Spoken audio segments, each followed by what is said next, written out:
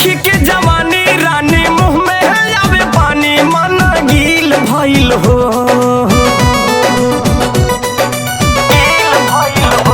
ए हो देखी के जवानी रानी मुँह में आवे पानी मन गील भइल हो, मन गील भइल हो।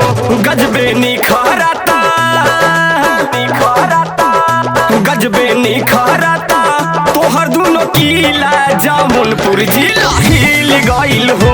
गजबे निखरता तोहर दुनो किला जामुनपुर जिला हिल गइल हो।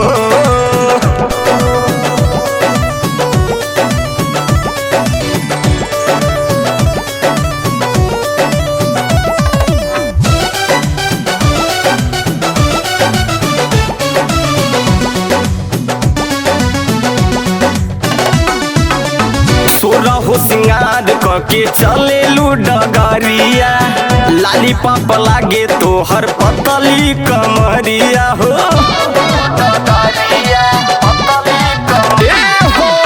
सोरा हो सिंगार करके चले लू डगरिया, लाली पाप लागे तोहर पतली कमरिया। मिलाला से पर धनवा के राहर में जो बन तोहर खिल गइल हो। ए हो खिल गइल हो। गजबे निखरता गजबे निखरता तोहर दुनो किला जामुनपुर जिला हिल गइल हो। गजबे निखरता तोहर दुनो किला जामुनपुर जिला हिल गइल हो।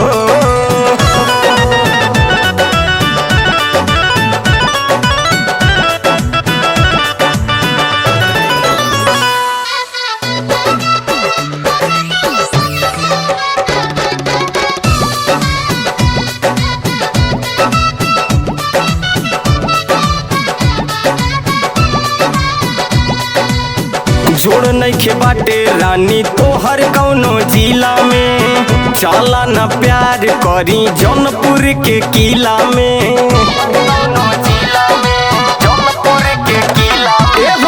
जोड़ नइखे बाटे रानी तोहर कौनो जिला में, चला न प्यार करी जौनपुर के किला में।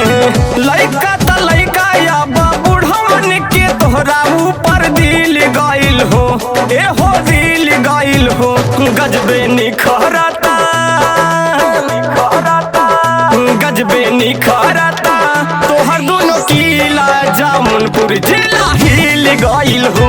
गजबे निखरता तोहर दुनो किला जामुनपुर जिला हिल गइल हो।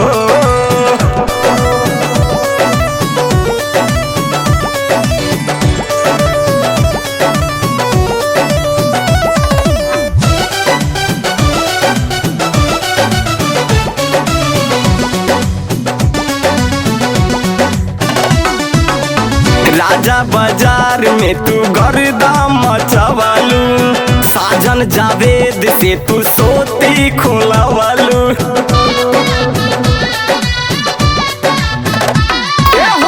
राजा बाजार में तू गर्दा मचवालू, साजन जावेद से तू सोती खोलवालू।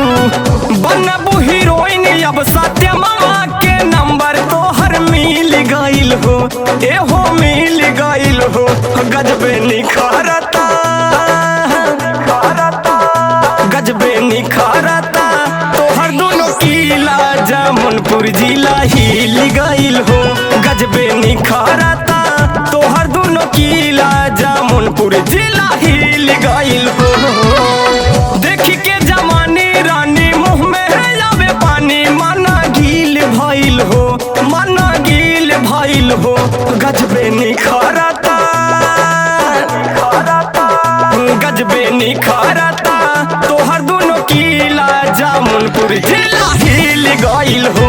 गजबे निखरता तोहर दुनो किला पूर्वांचल पूरा हिल गइल हो।